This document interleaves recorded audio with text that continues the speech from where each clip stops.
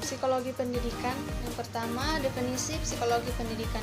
Psikologi pendidikan adalah ilmu yang mempelajari tentang perilaku manusia dalam dunia pendidikan dan hubungan-hubungan antar manusia. Cara memahami pengajaran dan pembelajaran dalam lingkungan pendidikan yaitu dengan cara mengetahui atau mengenali sikap dan perilaku siswa yang akan diberikan materi dalam kelas, supaya kita tahu bahwa siswa ini mampu atau tidak untuk mengikuti mata pelajaran yang akan kita bawakan dalam kelas. Yang kemudian, ruang lingkup psikologi pendidikan. Menurut Tardi tahun 2020, psikologi pendidikan adalah bidang studi psikologi yang berkaitan tentang penerapan ilmu pengetahuan yang mana mempelajari perilaku-perilaku manusia yang berkaitan dengan usahanya dalam bidang pendidikan. Sedangkan menurut Winterground tahun 2018, psikologi pendidikan adalah studi sistematis yang menjelaskan tentang proses dan faktor yang berhubungan dengan pendidikan manusia. Sedangkan definisi pendidikan adalah proses pertumbuhan yang berlangsung dalam sebuah tindakan-tindakan belajar.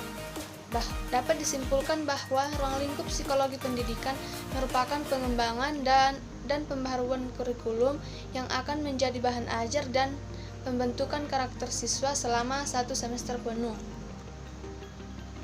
Kemudian, peran dan sumbangan psikologi pendidikan. Peran psikologi pendidikan. Psikologi pendidikan memang sudah menjadi sebuah dasar dalam pembentukan dan pengembangan di dalam sistem kurikulum. Proses pembelajaran dan penilaian di dalam bidang pendidikan. Kontribusi di dalam pengembangan dunia pendidikan memiliki beberapa manfaat. Antara lain adalah peran psikologi terhadap kurikulum pendidikan. Nah, kurikulum pendidikan ini adalah kurikulum dengan basis kompetensi. Kompetensi di sini bertujuan untuk dapat mengembangkan kemampuan terlebih pada pengetahuan, keterampilan, serta reaksi dalam bertindak dan berpikir. Yang kedua, peran psikologi terhadap sistem pembelajaran. Peran ini dapat menyelesaikan masalah dalam pembelajaran yang sudah dialami, misalnya keinginan hasrat untuk bisa menjadi yang lebih tinggi melalui pendekatan psikologi dari guru, melalui interaksi dan komunikasi yang sangat menyenangkan. Kemudian yang ketiga yaitu peran psikologi terhadap sistem nilai. Peranan ini dalam sistem penilaian, misalnya melalui tes psikologi, dapat digunakan untuk mengetahui tingkat dan kecerdasan peserta didik, atau mungkin tes digunakan untuk mengetahui bakat, sehingga nantinya lebih mudah untuk dibimbing dan dibantu untuk mengembangkan potensi yang ada dalam dirinya. Materi yang kedua yaitu tugas perkembangan. Nah, tugas perkembangan ini ada 3 pendapat. Yang pertama itu tugas perkembangan menurut Harvey Gertz. Menurut Harvey Gertz 1961, perkembangan manusia melalui 3 tahap yaitu kanak-kanak, remaja, dan dewasa. Setiap perangkat ini mempunyai ciri-ciri perkembangan psikologi tersendiri. Kanak-kanak itu seperti proses perkembangan merupakan suatu bentuk pengenalan kepada hidup dan alam sekelilingnya. Nah, kalau remaja itu seorang individu mengalami beberapa perubahan. Remaja mengalami dan mempelajari cara-cara menyesuaikan diri dengan sekelilingnya. Kemudian dewasa. Dewasa ini sering pula dikaitkan dengan kebolehan untuk bertanggung jawab dan berkadiri. Namun zaman ini mereka tetap mengalami berbagai jenis masalah dan konflik. Kemudian tugas perkembangan menurut Harlock tahun 1981. Harlock menyebutkan tugas-tugas perkembangan ini sebagai harapan sosial atau social expansion. Setiap kelompok budaya mengharapkan anggotanya menguasai keterampilan tertentu yang penting dan memperoleh pola perilaku yang disetujui bagi berbagai usia sepanjang rentang kehidupan. Kemudian peran perkembangan menurut Erik Erikson tahun 1963. Erik Erikson adalah seorang ahli psikologi yang lahir pada tahun 1902 di Jerman. Nama Erik menjadi terkenal dikenal banyak orang setelah dia mengemukakan teorinya tentang tahap perkembangan psikososial seseorang manusia dari lahir hingga tua. Teori ini diterima banyak psikolog lainnya karena dianggap sangat menggambarkan perkembangan psikososial seseorang. Berikutnya yaitu teori perkembangan. Teori perkembangan psikoanalitis Sigmund Freud. Sigmund Freud mengemukakan bahwa kehidupan jiwa memiliki 3 tingkat kesadaran, yakni sadar, prasadar, dan tak sadar. Topografi atau peta kesadaran ini dipakai untuk mendeskripsi unsur cermati atau inference dalam setiap event mental seperti berpikir dan berfantasi. Sampai dengan tahun 1920-an, teori tentang konflik kejiwaan hanya melibatkan 3 unsur kesadaran itu. Baru pada tahun 1923, Freud mengenalkan 3 model struktural yang lain, yakni ID. Nah, ID adalah sistem kepribadian asli dibawa sejak lahir. Dari ID ini kemudian akan muncul ego dan superego. Saat dilahirkan, ID berisi semua aspek psikoanalitik yang diturunkan seperti insting, impuls, dan drives. ID beroperasi dalam daerah inalis, mewakili subjektivitas yang tidak pernah disadari sepanjang usia. Bagi ID, kenikmatan adalah keadaan yang relatif inaktif atau tingkat energi yang rendah, dan rasa sakit adalah tegangan atau peningkatan energi yang menambah kepuasan. Jadi, ketika ada stimulus yang memicu energi untuk bekerja, timbul tegangan energi. Ini beroperasi dengan prinsip kenikmatan, berusaha mengurangi atau menghilangkan tegangan itu, mengembalikan dan ke tingkat energi yang lebih rendah. Kemudian ego. Ego adalah eksekutif atau pelaksana dari kepribadian yang memiliki 2 tugas utama. Yang pertama itu memilih stimulus mana yang hendak direspon atau insting mana yang akan dipaskan sesuai dengan prioritas kebutuhan. Yang kedua, menentukan kapan dan bagaimana kebutuhan itu dipaskan sesuai dengan ketersediaan peluang yang resikonya minimal. Dengan kata lain, ego sebagai eksekutif kepribadian berusaha memenuhi kebutuhan ini sekaligus juga memenuhi kebutuhan moral dan kebutuhan perkembangan mencapai kesempatan dan superego. Dan superego.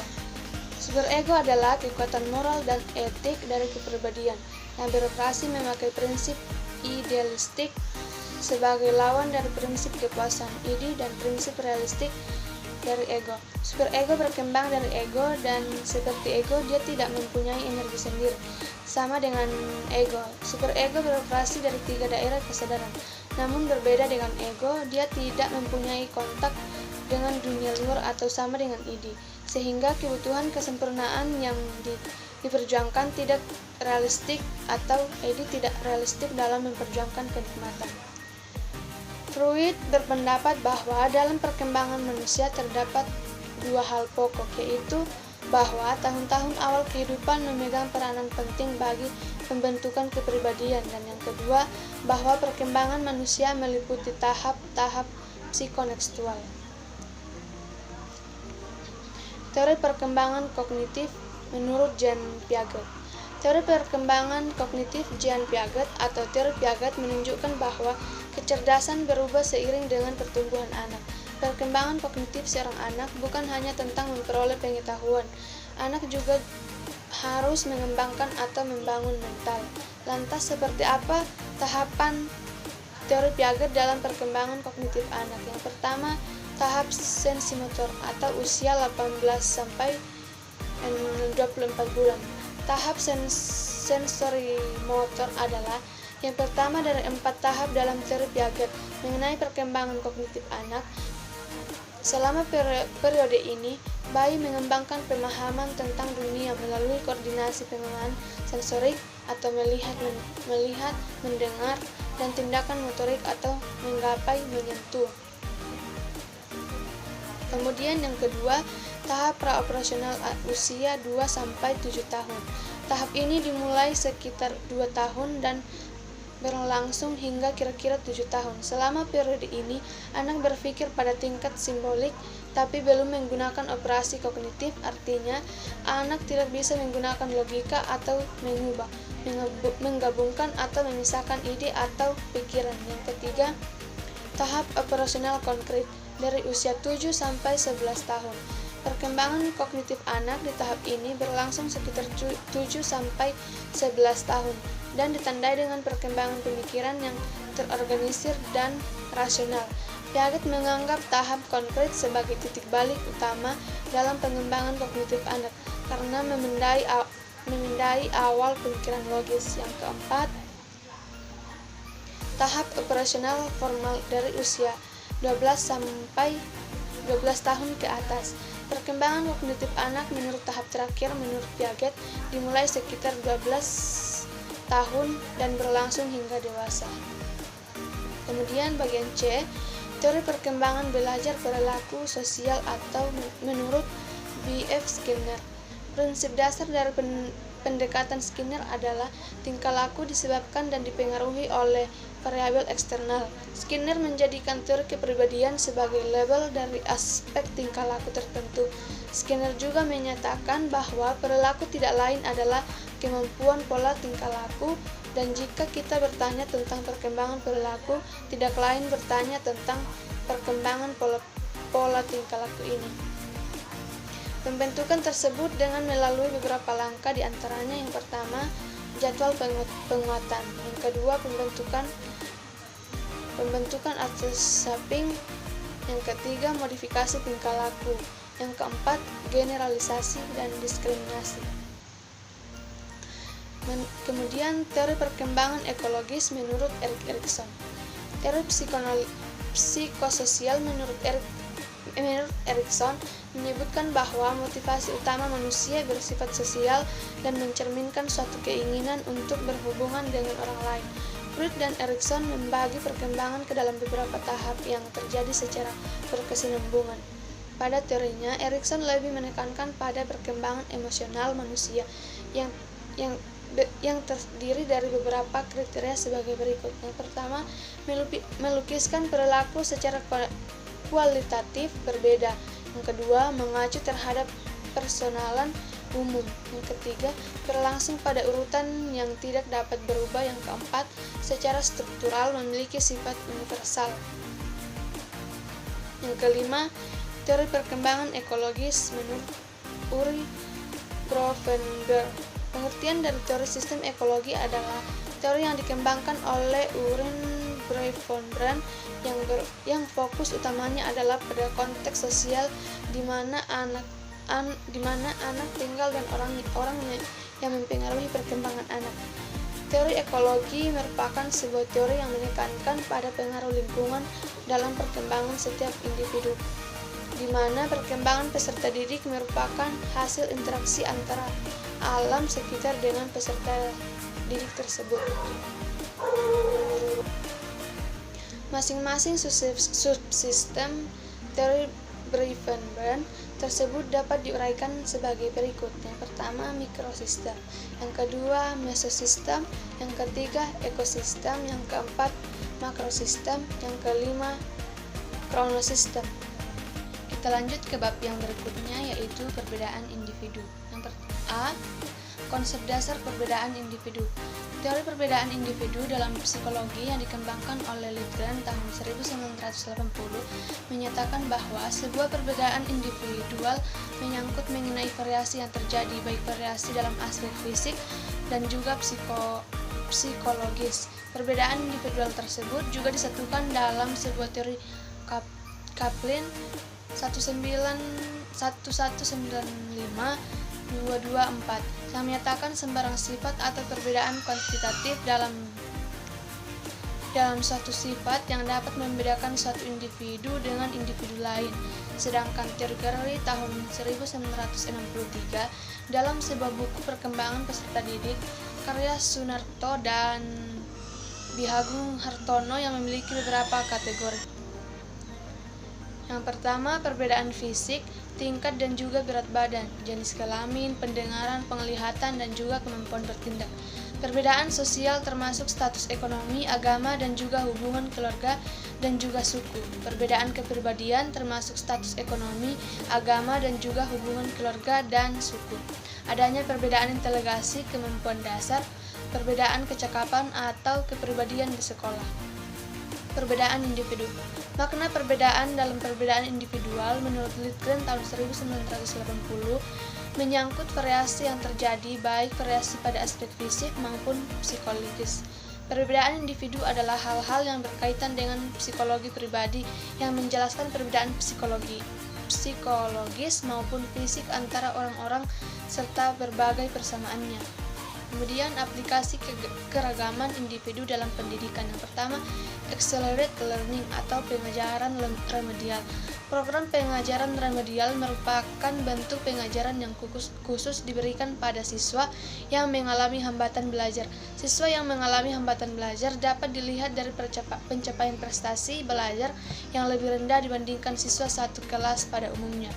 Program remedial dapat dilakukan dengan cara memberikan jam pelajaran tambahan atau tugas tambahan, baik secara individual ataupun kelompok, sehingga dapat mengejar ketinggalan materi pelajaran dari kelas reguler.